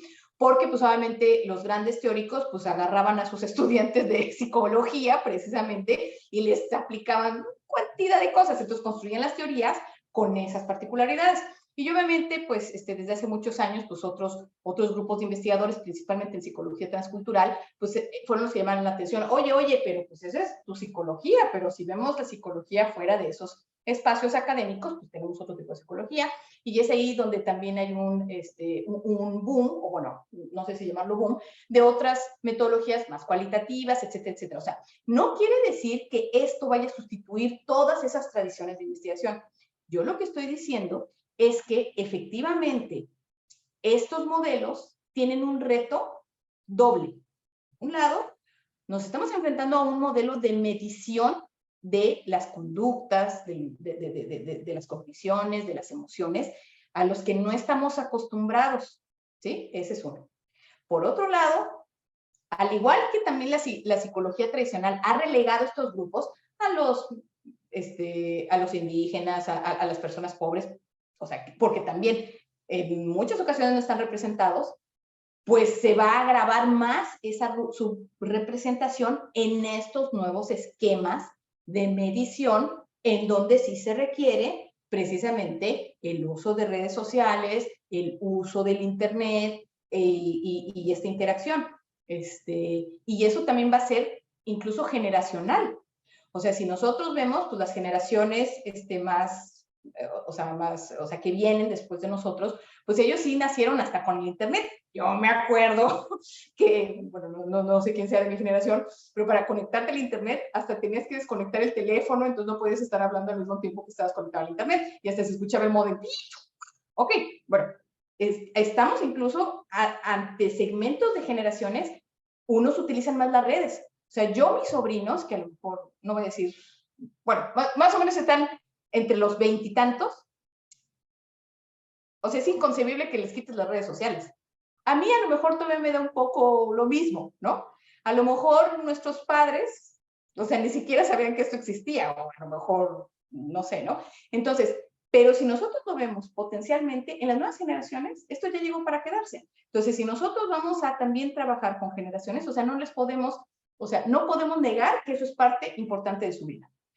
A pesar de que también hay jóvenes que no tienen acceso al internet, jóvenes que no tienen acceso al uso de redes sociales, etcétera, etcétera. Entonces, tenemos muchos retos, porque la psicología se está construyendo con la información que está disponible, ¿sí? De un sector que posiblemente sea privilegiado, pero eso también ha sucedido con la psicología tradicional. O sea, todas las teorías están construidas también con un sector muy particular, precisamente de gente altamente educada. Entonces, tenemos varios retos ahí. Entonces, a lo mejor no te estoy respondiendo, pero ese es, digamos, como mi opinión ahorita. O sea, que tenemos un reto doble, ¿no? Por todo esto que acabo de mencionar. Espero que te ayude con la duda que tenía. Okay. Muchas gracias por la respuesta, Alejandra. Yo tenía una duda que quisiera plantear, pero no sé si es duda o es comentario. Bueno, Josefina te agradece mucho por el planteamiento que haces. Y por un lado, vamos a observar una forma muy natural de expresar estos comportamientos, estas cogniciones, estas emociones, ¿no? Cuando hablamos de observarlo, pues en un entorno que, si bien es digital, pero es natural para el individuo, porque es el lugar donde se expresa, donde se comunica, ¿no? Entonces volvemos un poco a esta idea que en realidad cuando pensamos en términos ahora lo racionalizaba yo y decía, pues es que sí, o sea, estas medidas que nosotros tomamos de Internet pues pueden ser más ecológicas, porque es lo que verdaderamente está expresando el individuo, ¿no? Eso por un lado. Pero esto entonces sí nos lleva a pensar en cómo generar estos instrumentos, porque no es solo una cuestión técnica, sino que tiene que ser también un constructo teórico, estos instrumentos que nos van a permitir medir eso que queremos medir, ¿no? O sea, porque sí, hay elementos de psicometría que tenemos que seguir considerando en la forma y en los modelos que vamos a utilizar para recolectar esa información y para analizar adecuadamente esa información desde un enfoque teórico que pueda sustentar todo este modelo, ¿no? No sé si iba por ahí la idea, si me entendí bien el concepto. Sí, mira, reitero, cada cosa que se va descubriendo o cada cosa que empezamos a innovar, pues va a traer sus propios retos. Y creo que hasta que no los usamos es que nos damos cuenta de, ay, caray, ¿no? Tengo ahora un nuevo problema. Voy a poner un ejemplo muy fácil. Cuando tradicionalmente se utilizan los cuestionarios a lápiz y papel, no sé si ustedes están familiarizados, yo creo que sí, la mayoría de los que están aquí, de un concepto que se llama aquiescencia. Aquiescencia es responder digamos, a los diferentes reactivos de un cuestionario independientemente de su contenido. Digamos que en términos coloquiales es, o sea, darnos el avión. O sea, agarras una opción de respuesta y la contestas todo igual. Bueno, cuando uno tiene un cuestionario a lápiz y papel, es muy fácil detectarlo, ¿sí? O sea, porque pues nada más, o sea, dices, no, me dio el avión y ya, lo descartas, ¿no? Entonces, ese es un problema metodológico que fácilmente se detectaba en estos instrumentos a lápiz y papel. Bueno, ahora cuando tú tienes un instrumento virtual, pues obviamente la aquiescencia se tiene que estimar de maneras diferentes e incluso antes, por ejemplo, en el lápiz y papel no tenías el registro del tiempo que se tardaba la persona en contestar. Ahora, si tú aplicas un cuestionario a través de internet, sí puedes tener ese dato. Entonces, por un lado, tienes que generar otra manera de lidiar con la aquiescencia y hay modelos más avanzados para detectarla. Eso es por un lado. Entonces, se viene un reto de un problema clásico, pero ahora llevado a un ambiente virtual. Pero también el ambiente virtual dio oportunidad a poder registrar cuánto tiempo te tardas en contestar una pregunta. Y eso se puede utilizar para otro tipo de información. Entonces, cada cosa que uno innova o cada puerta que uno abre implica, o sea, un reto, pero una oportunidad también. Entonces, más o menos en lo que tú estabas comentando, o sea, esto sigue siendo un panorama enorme, que no tengo una respuesta, o sea, clara. Es más, yo lo que vengo aquí es un poco compartir, o sea, y encontrar gente que a lo mejor, pues se ve interesada o interesado para que esto empiece entonces precisamente a descubrirse esos problemas metodológicos, teóricos y hasta éticos. Porque hasta que no los usas es que te das cuenta que es un problema o que no tienes la capacidad de analizarlo de esta manera. O sea, bueno, hay muchos ejemplos en la ciencia, ¿no? O sea, de que la gente no esperaba este resultado y resulta que ahora tienes un resultado novedoso, ¿no? Creo que las microondas así se descubrieron por accidente. Bueno, aquí lo que ya no es tanto un accidente, sino que ya tenemos una cosa y que vamos a ir descubriendo otras implicaciones que a lo mejor no están retomadas en esta presentación, ni por asomo las estoy imaginando, pero en el momento en que tratemos de resolver un problema, nos van a surgir otras cosas que no están previstas. Entonces, digo, a lo mejor no te estoy respondiendo nada, Javier, a lo mejor es simplemente seguir compartiendo como la inquietud, pero cada cosa nueva va a traer también otros problemas que van a tener que resolverse. Entonces, pues ese es mi comentario, pues. Sí, no, seguramente. Y bueno, en su momento, si vamos un poco atrás en la historia de la psicología social, pues fueron los psicólogos digo, no solo los psicólogos evidentemente, pero que fueron un parteaguas también en el uso de la estadística para el análisis del comportamiento humano y hubo, y creo que todavía actualmente existe, esta idea de que algunos de los mejores estadistas pues son psicólogos, de formación psicólogos, ¿no? Precisamente por esta comprensión de la utilidad que puede tener la estadística para estudiar el comportamiento humano. Y yo creo que en ese mismo sentido ahora nos encontramos con estos nuevos retos, ¿no? O sea, el uso de las herramientas digitales como una forma de comprender el comportamiento humano y entonces la necesidad de desarrollar nuevas técnicas para estudiar estas formas de comportamiento humano, ¿no? Sí, mira, y si me permiten nada más anexar algo, lo que hablaba de los test computalizados, los test adaptativos computalizados, también surgieron precisamente por toda la investigación que había grupos a lo mejor más vulnerables, etcétera, etcétera, entonces que necesitaban ciertas adecuaciones. Entonces, pero eso viene desde hace 20 años, esta parte de que se necesitan hacer adecuaciones para que realmente haya una evaluación justa, etcétera, etcétera. Entonces, no se puede llegar a los test adaptativos computalizados en donde ya hay una visión de que cada quien recibe un test diferente, o sea, acorde a su capacidad o acorde a la cantidad de atributo, si no se hubiera pasado por todo el desarrollo psicométrico anterior, en donde era una sola versión para todo el mundo, y gracias a eso es que se evidenció que había problemas en el uso del lenguaje, problemas de traducción, problemas que refieren a adecuaciones, no sé, para personas con a lo mejor capacidad limitada en movimiento, etcétera, etcétera, etcétera. Entonces, hasta que no hacemos uso y hasta que no haya investigación que la evidencie, no nos podemos entonces luego imaginar luego los otros usos previstos, ¿sí? O sea, a veces construimos algo porque tenemos idea que así va a ser y resulta que generó más problemas que soluciones. Entonces, pues bueno, ¿no? Eso también ayuda a la generación de conocimiento y a veces lo que no esperabas sucede y lo que sí esperabas ya no sucede. Bueno, ya no sé, pero ¿sí?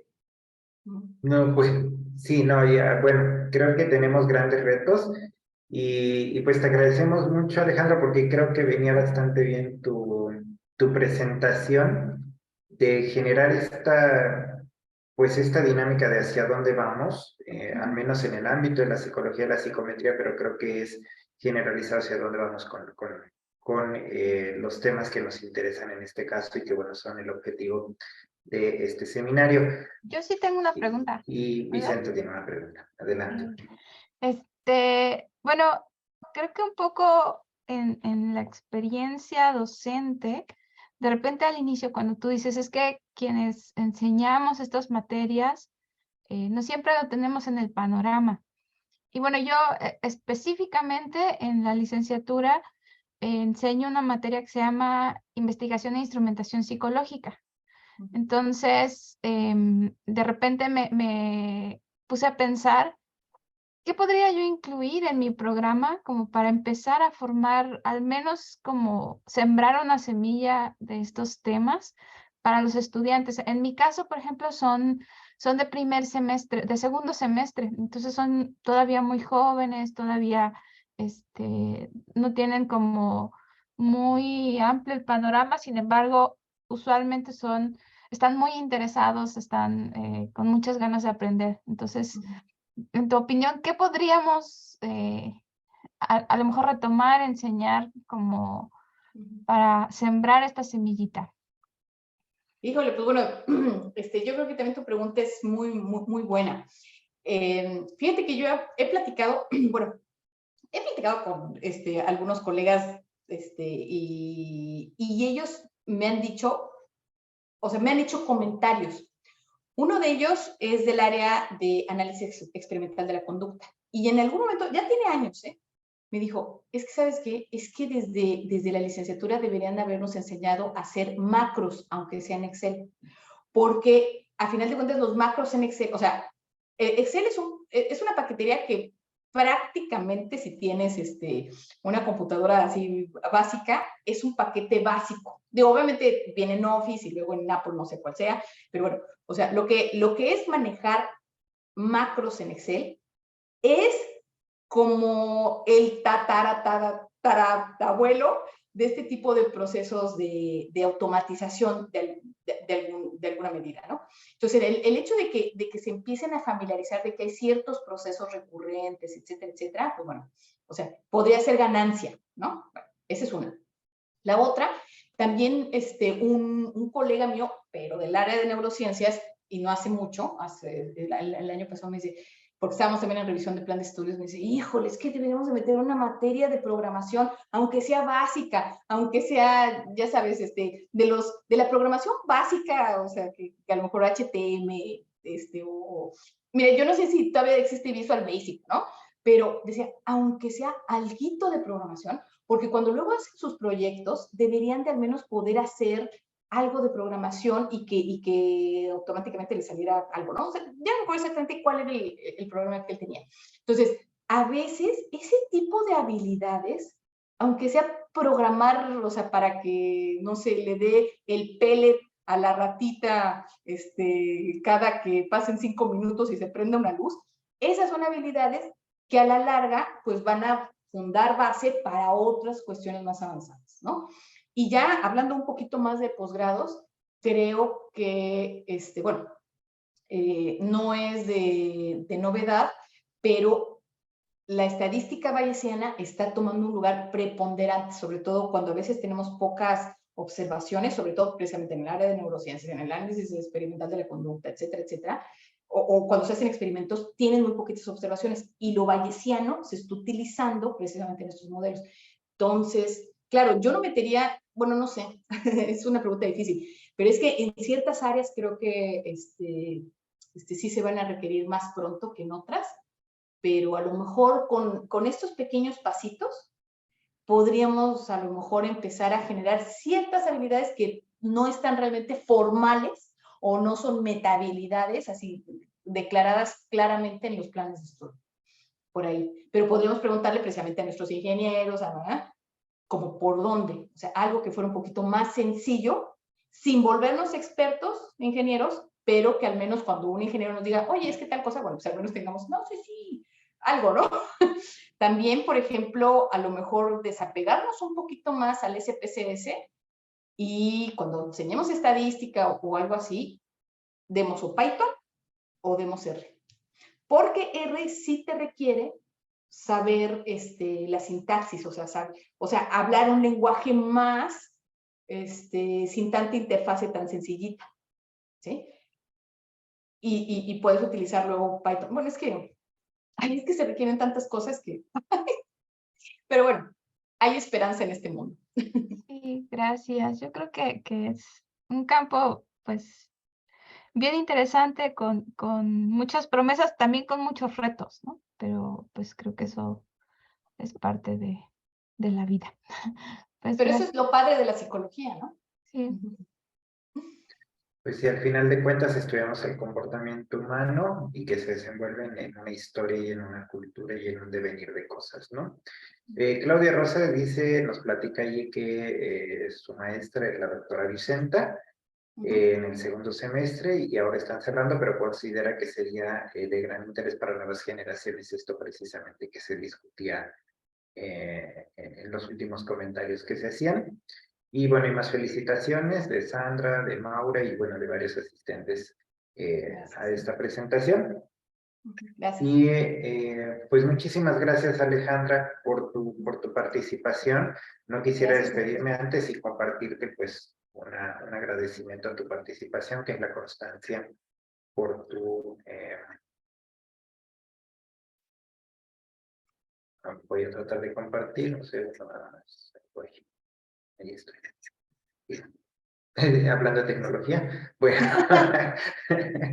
pues leo como dice, la Universidad Nacional Autónoma de México, la Escuela Nacional de Estudios Superiores Unidad Juriquilla, a través del Centro de Educación Continua y el Instituto de Investigaciones en Educación de la Universidad Veracruzana, otorga la presente constancia a la doctora Alejandra Domínguez Espinosa por haber participado en el seminario conjunto de cuerpos académicos y grupos de investigación con la conferencia La medición psicológica en la era digital, el día de hoy, 23 de noviembre del 2022, por mi raza hablará el espíritu, y firman el secretario general de la ENES Unidad Juriquilla y la directora del Instituto de Investigaciones en Educación de la Universidad Veracruzana. Muchísimas Pues, gracias. muchas gracias, Alejandra.